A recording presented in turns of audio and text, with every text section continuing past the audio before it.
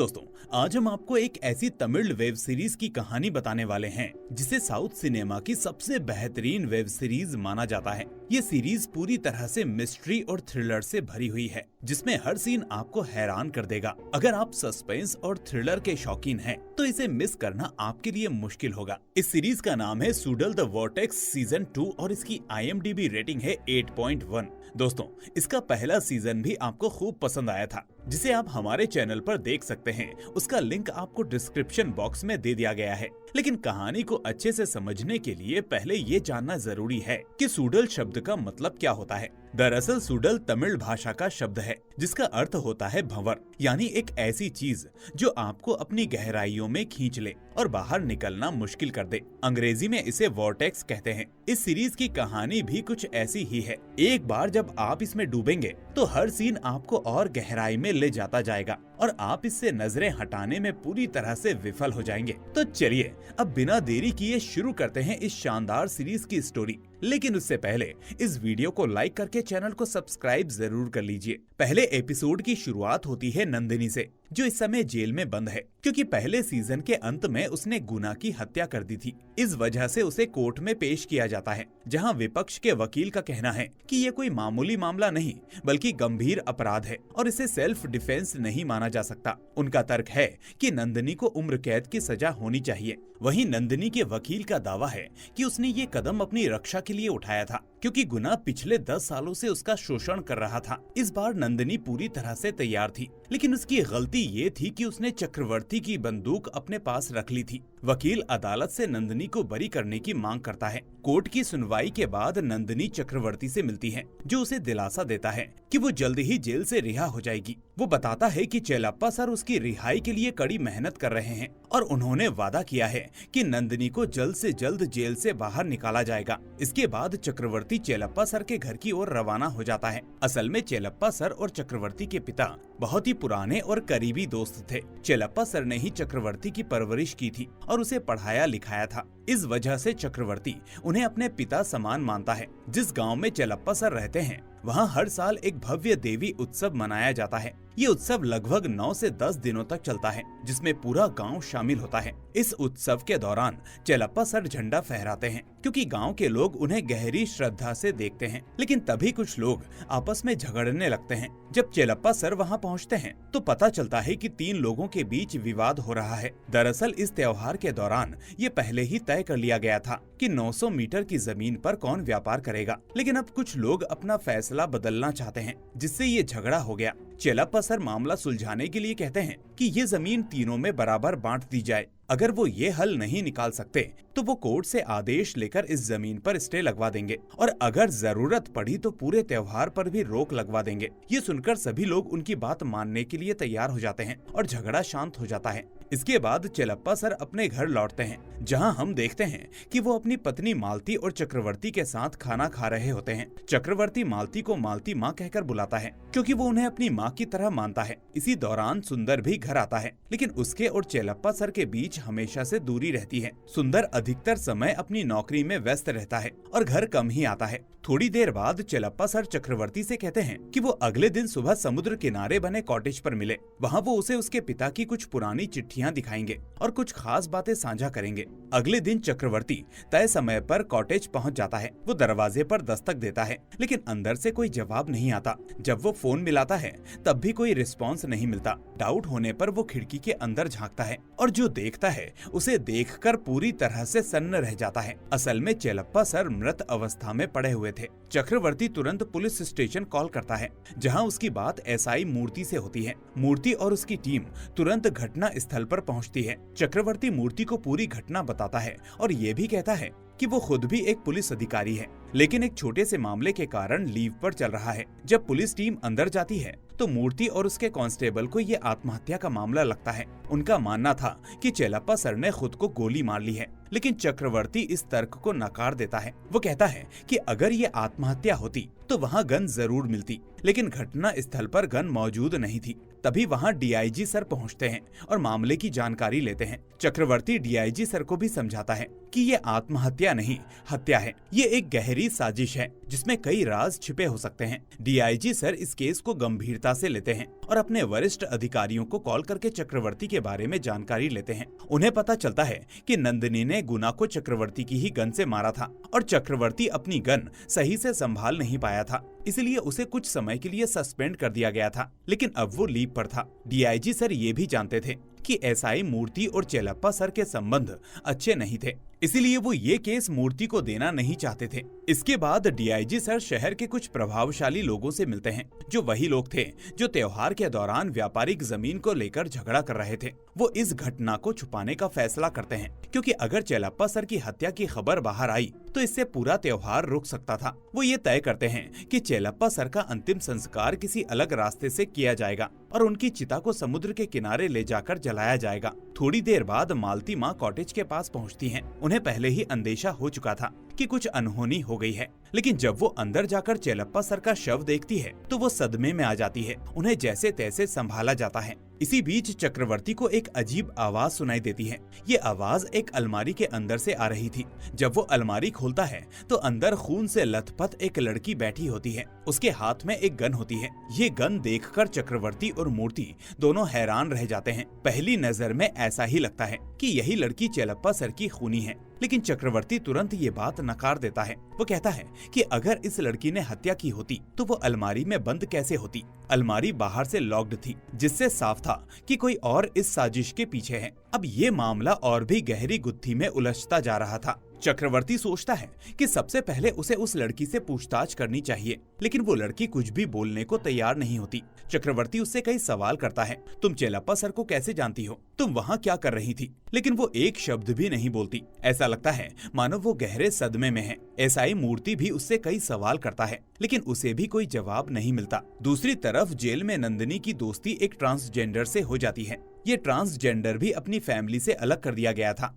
नंदिनी उसे बताती है कि अब उसकी भी कोई फैमिली नहीं है। ट्रांसजेंडर कहता है तुम्हें जरूर कोई ना कोई अपना मिल जाएगा। इस बीच जेल में ही नंदिनी को सरोज नाम की एक महिला के बारे में पता चलता है। सरोज कई कैदियों की मदद कर रही थी, उन्हें नई चीजें सिखा रही थी ताकि वो इंडिपेंडेंट बन सकें। सरोज काफी सुलझी हुई और समझदार महिला थी। नंदिनी ये सब ध्यान से नोटिस करती है और उसे ये भी पता चलता है कि सरोज अपने पति की वजह से जेल में है। सरोज का पति एक एमएलए था जिसने झूठे केस में फंसवाकर उसे जेल भिजवा दिया था। उधर चक्रवर्ती के पास कुछ पहचान वाले लोग आते हैं। जैसे ही वो उस खामोश लड़की को देखते हैं वो पहचान लेते हैं, अरे ये तो मधुबाला है। ये सुनकर चक्रवर्ती चौंक जाता है। वो बताते हैं कि मधुबाला पहले त्योहारों में डांस किया करती थी, लेकिन 2 साल पहले उसका डांस ग्रुप बंद हो गया। तब से कोई नहीं जानता था कि मधुबाला कहाँ गई। चक्रवर्ती को एक और लड़की यस्का के बारे में पता चलता है जो मधुबाला के ग्रुप में थी और त्योहारों में डांस किया करती थी। चक्रवर्ती तुरंत यस्का से मिलने जाता है। जब चक्रवर्ती यस्का को मधुबाला की तस्वीर दिखाता है तो वो तुरंत पहचान लेती है कि हाँ ये मधुबाला है। बहुत अच्छी और सीधी साधी लड़की थी। यस्का बताती है कि 2 साल पहले हम त्योहारों में डांस किया करते थे, लेकिन चेलप्पा सर ने इस डांस प्रोग्राम को बंद करवा दिया था। यस्का आगे बताती है कि मधुबाला बाकी लड़कियों से अलग थी। वो बहुत शांत थी। ऐसा लगता था कि वो डांस करने नहीं बल्कि नौकरी करने आती थी। जैसे ही डांस खत्म होता वो चुपचाप वहाँ से चली जाती थी। जब डांस प्रोग्राम बंद कर दिया गया तो हमने अलग बिजनेस शुरू किया। हमने मधुबाला को भी साथ आने के लिए कहा था, लेकिन उसने मना कर दिया। वो कोई गलत काम नहीं करना चाहती थी। यस्का बताती है कि जब मधुबाला स्टेज पर डांस करती थी तो लोग दीवाने हो जाते थे। चक्रवर्ती जब वापस लौटता है तो वो मूर्ति से पूछता है कि चेलप्पा सर ने इस डांस प्रोग्राम को बंद क्यों करवाया था। मूर्ति बताता है ये डांस थोड़ा अश्लील हो गया था, इसीलिए चेलप्पा सर ने इसे बंद करवा दिया। मूर्ति आगे बताता है कि ये डांस प्रोग्राम त्रिवन नाम का एक आदमी चलाता था। त्रिवन और चेलप्पा सर के बीच दुश्मनी हो गई थी, क्योंकि चेलप्पा सर ने ही इस डांस प्रोग्राम पर रोक लगवाई थी। इस बीच चक्रवर्ती मालती माँ के पास जाता है। मालती माँ पूरी तरीके से टूट चुकी थी। वो कमरे से बाहर भी नहीं निकली थी। वो कहती हैं कि चेलप्पा सर के बिना मैं कैसे जीऊंगी। वो धीरे धीरे बुदबुदाती है, हमने 30 साल साथ बिताए, हमने कभी झगड़ा तक नहीं किया। चक्रवर्ती भी भावुक हो जाता है। वो मालती माँ से कहता है, उन्होंने ही मुझे पाला पोसा पढ़ाया लिखाया। मेरे लिए वो सिर्फ गुरु नहीं पिता समान थे। मालती माँ बस आंसू बहाती रहती हैं और चक्रवर्ती के मन में नए सवाल उठने लगते हैं। चक्रवर्ती सुंदर से मिलने जाता है और कहता है कि कुछ दिनों तक तुम्हें मालती माँ के साथ रहना चाहिए, उनकी हालत ठीक नहीं है। इसके बाद वो सुंदर से चेलप्पा सर और त्रिवन के बारे में पूछता है। सुंदर बताता है कि त्रिवन ने चेलप्पा सर से कहा था कि अगर ये डांस नहीं करेंगे तो कहाँ जाएंगे, लेकिन चेलप्पा सर का मानना था कि ये लोग डांस की आड़ में अपना बिजनेस चला रहे थे। चेलप्पा सर ने एक बार कहा था, लोग त्योहारों में देवी के दर्शन करने आते हैं, लेकिन ऐसा अश्लील डांस देखकर वो खुद को ठगा हुआ महसूस करते हैं। चक्रवर्ती को अब स्पष्ट हो जाता है कि चेलप्पा सर और त्रिवन के बीच में संबंध अच्छे नहीं थे। तभी अचानक टीवी पर एक बड़ी खबर वायरल हो जाती है कि चेलप्पा सर की मौत हो गई है। जो बात छुपाने की कोशिश की जा रही थी वो अब पूरे इलाके में फैल चुकी थी। सबसे बड़ा झटका तब लगता है जब इस हत्या का आरोप त्रिवन पर लग जाता है। गुस्से से तिलमिलाया त्रिवन पुलिस स्टेशन पहुंच जाता है। वो चक्रवर्ती और मूर्ति के सामने चीखता है। वो कहता है कि मेरे ऊपर ये इल्जाम क्यों लगाए जा रहे हैं, क्या तुम्हारे पास कोई सबूत है? चक्रवर्ती उसे घूरते हुए कहता है, 2 साल पहले चेलप्पा सर ने तुम्हारा डांस प्रोग्राम बंद करवाया था, हो सकता है तुमने उसी का बदला लिया हो। और मधुबाला, वो भी तुम्हारे ग्रुप में थी, उसे भी तुम अच्छे से जानते होंगे। त्रिवन गुस्से में चिल्लाता है, मेरे और चेलप्पा के बीच मत आओ। हम दोनों में जितनी अच्छी दोस्ती थी उतनी दोस्ती पूरे गांव में किसी की नहीं थी। फिर वो 2 साल पहले की घटना बताने लगता है। उस दिन हम दोनों के बीच में डांस ग्रुप को लेकर छोटा सा झगड़ा हुआ था, लेकिन उसी रात हम हमेशा की तरह शराब पीने बैठ गए। हम जब भी झगड़ते बाद में हंसते हंसते शराब पीते और एंजॉय करते। ऐसी थी हमारी दोस्ती। चक्रवर्ती और भी उलझ जाता है कि अगर त्रिवन और चेलप्पा सर इतने अच्छे दोस्त थे तो फिर चेलप्पा सर की हत्या किसने की? तभी सीन बदलता है और हमें एक लड़की को दिखाया जाता है जो एक अखबार जला रही होती है। धीरे धीरे शहर की कई लड़कियां अलग अलग पुलिस स्टेशनों में एंटर होती हैं। वो सभी पुलिस ऑफिसरों से कहती हैं कि चेलप्पा सर को मैंने मारा है। हर स्टेशन में यही बात दोहराई जा रही थी। चक्रवर्ती और मूर्ति पूरी तरह से हैरान रह जाते हैं कि आखिर ये सब हो क्या रहा है। और इसी के साथ दूसरा एपिसोड यहीं पर समाप्त होता है। तीसरे एपिसोड की शुरुआत होती है जहां हमें मालूम चलता है कि रात को 7 पुलिस स्टेशनों में 7 अलग अलग लड़कियों ने यही बयान दर्ज कराया है कि चेलप्पा सर को उन्होंने मारा है। और चक्रवर्ती के लिए ये एक बहुत बड़ी मिस्ट्री बनती जा रही थी। इसीलिए डीआईजी सर यहाँ पर चक्रवर्ती से मिलने के लिए आए थे और जानना चाह रहे थे कि आखिर ये सब कुछ क्या हो रहा है। उन्होंने चक्रवर्ती से कहा कि इन सब के बारे में कैसे भी मीडिया को पता नहीं चलना चाहिए।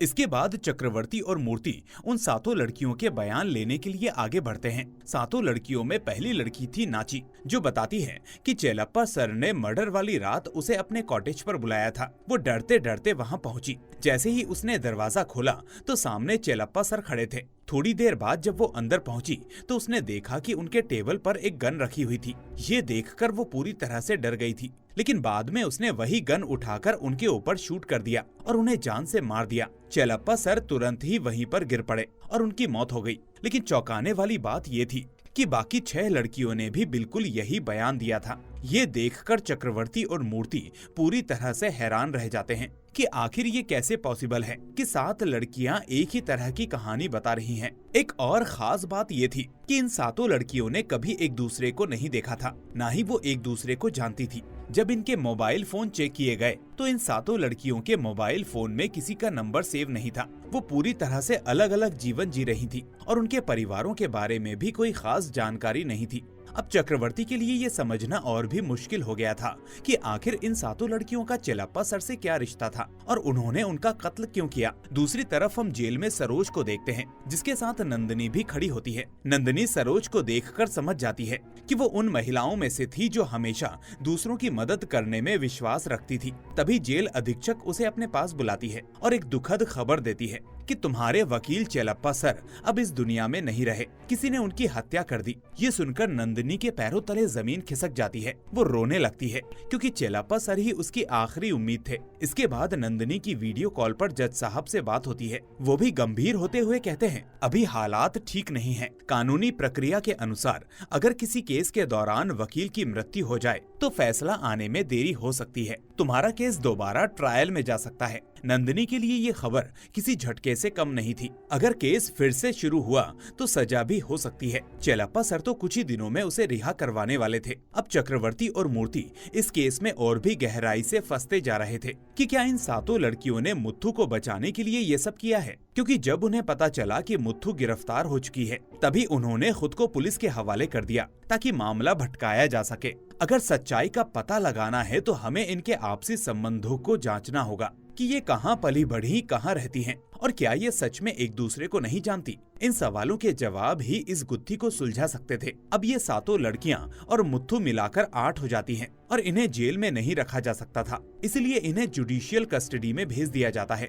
5 जेलों में सिर्फ एक ही जुडिशियल कस्टडी वाला जेल मौजूद होता है और वो था सटा का जेल, जहां पहले से ही नंदिनी मौजूद थी। 8 लड़कियों को उसी जेल में भेजा जाता है जहां पर चक्रवर्ती भी मौजूद था। चक्रवर्ती सबसे पहले नंदिनी से मिलता है और चेलप्पा सर के बारे में बात करता है। वो कहता है कि उनके जाने से मुझे भी बहुत दुख हुआ है, वो मेरे पिता की तरह थे। नंदिनी की आंखों में आंसू आ जाते हैं। ये देखकर चक्रवर्ती नंदिनी को आश्वासन देते हुए कहता है कि मैं पूरी कोशिश करूंगा कि तुम्हें जल्द से जल्द जेल से बाहर लाया जाए। लेकिन नंदिनी को ये सब इतना आसान नहीं लगता। उसके लिए ये सिर्फ चेलप्पा सर ही कर सकते थे।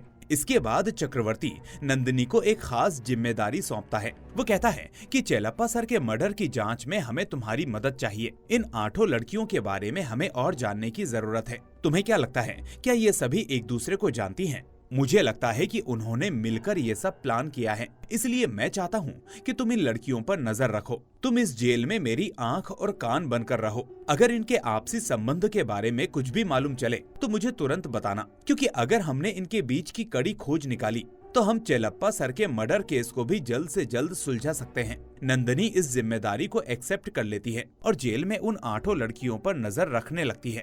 कुछ समय बाद नंदिनी देखती है कि ये लड़कियां एक दूसरे को बिल्कुल नहीं जानती। वो एक दूसरे से नजरें तक नहीं मिला रही थी, लेकिन ये भी संभव था कि वो एक दूसरे को ना पहचानने का नाटक कर रही हों। अब नंदिनी इनके बारे में और गहराई से पता लगाने का फैसला करती है। जिस सेल में नंदिनी और उसकी बाकी महिला कैदी दोस्त रहती थी, उसी सेल में इन 8 लड़कियों में से 2 लड़कियां आ जाती हैं। अचानक एक लड़की को मिर्गी जैसे दौरे पड़ने लगते हैं। वो लड़की उन्हीं 8 लड़कियों में से एक थी, जिसका नाम मुप्पिना था। लेकिन चौंकाने वाली बात ये थी कि दूसरी लड़की उसकी मदद के लिए आगे नहीं आई। इसके बजाय नंदिनी तुरंत मुप्पिना की मदद करने के लिए आगे बढ़ती है और उसे जेल अस्पताल भेजा जाता है। नंदिनी सोचने लगती है कि क्या ये सच में एक दूसरे को नहीं जानती या फिर ये सिर्फ एक दिखावा है। इस बीच चक्रवर्ती धीमा नाम के एक आदमी से मिलता है जो कभी चेलप्पा सर का ड्राइवर हुआ करता था। यहाँ चक्रवर्ती उससे पूछता है सुंदर कहाँ है।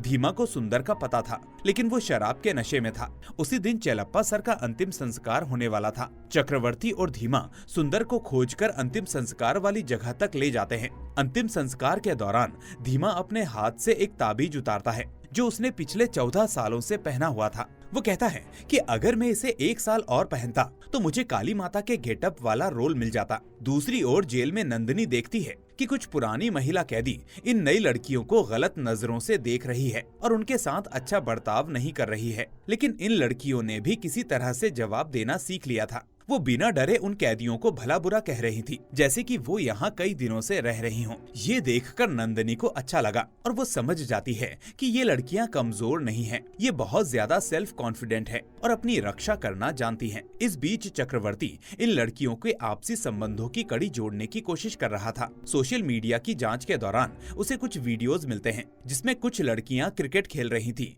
कुछ डांस कर रही थी, कोई एग्रीकल्चर डिपार्टमेंट में थी तो कोई वकील थी जो किसी से भी नहीं डरती थी। लेकिन फिर भी इनके बीच कोई सीधा संबंध नहीं मिल पा रहा था। तभी अचानक चक्रवर्ती को एक इम्पोर्टेंट सुराग मिलता है। जिस दिन चेलप्पा सर का मर्डर हुआ था उस दिन इनके मोबाइल फोन्स भी स्विच ऑफ थे और ये चेलप्पा सर के आसपास के घरों में भी मौजूद नहीं थे। इसके बाद चक्रवर्ती चेलप्पा सर के असिस्टेंट वकील से मिलता है। यहाँ वकील व्यक्तिगत जानकारी देने से बच रहा था, लेकिन वो पब्लिक केस के बारे में बताने लगता है। वो कहता है कि मैं आपको प्रियमदा वाले केस के बारे में बताने ही वाला था। लेकिन इससे पहले कि वो कुछ कहता, चक्रवर्ती उसे चुप करा देता है। बाद में मूर्ति चक्रवर्ती से कहता है कि तुम्हें हमें सब कुछ बताना चाहिए, तुम्हारे दिमाग में क्या चल रहा है, तुम क्या करने वाले हो, ये सब हमें बताओ। लेकिन चक्रवर्ती को मूर्ति पर भरोसा नहीं था और मूर्ति भी इस बात को अच्छे से जानता था। इसीलिए मूर्ति 1 साल पहले की एक घटना सुनाने लगता है। वो कहता है कि बात 1 साल पहले की है। प्रियम द मैडम का एक स्कूल खुलने वाला था। उस स्कूल के बाजू में एक जमीन थी।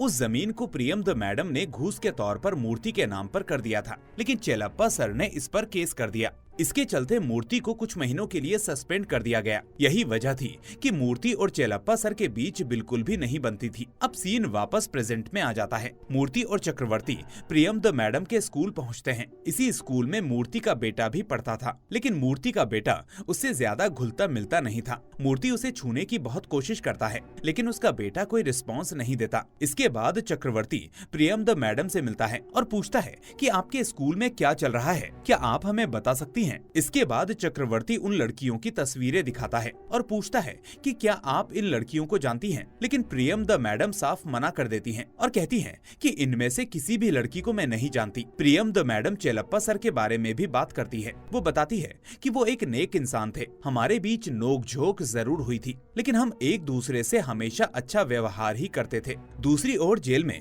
मुपिन्ना से मिलने एक लड़की आती है जो उसकी तबीयत और हालचाल के बारे में पूछती है। यहाँ मुपिन्ना मुस्कुराकर कहती है, मैं बिल्कुल ठीक हूँ, मुझे एक बीमारी है जिसकी वजह से मुझे ऐसे दौरे पड़ते हैं। वो बताती है कि जब लाइट अचानक ब्लिंक करने लगती है तब मुझे ये दौरे पड़ जाते हैं। इसीलिए कॉलेज के हॉस्टल में एक वार्डन थी जिसने मुझे फिल्में देखने से बैन कर दिया था, क्योंकि कुछ फिल्मों के क्लाइमेक्स में ऐसे सीन होते थे जिनमें light bar bar on off होती थी। इसी वजह से मुझे दौरे पड़ जाते थे और इसीलिए मुझे फिल्में देखने से मना कर दिया गया था। अब जेल में नंदिनी बारी बारी से उन 8 लड़कियों के पास जाती है और उनसे बातचीत करने की कोशिश करती है। नंदिनी ये महसूस करती है कि ये सभी लड़कियां आत्मनिर्भर हैं और अपने अपने काम को पूरी जिम्मेदारी से निभाती हैं। इन्हीं में से एक लड़की वीरा जेल की टॉयलेट साफ कर रही होती है। नंदिनी ने उससे कहा कि अगर तुम्हें ये काम अच्छा नहीं लग रहा तो मैं तुम्हारी मदद कर सकती हूँ, लेकिन वीरा ने सख्त लहजे में जवाब दिया, हॉस्टल और कॉलेज में मैंने ऐसे कई काम किए हैं, मुझे सिखाने की जरूरत नहीं है।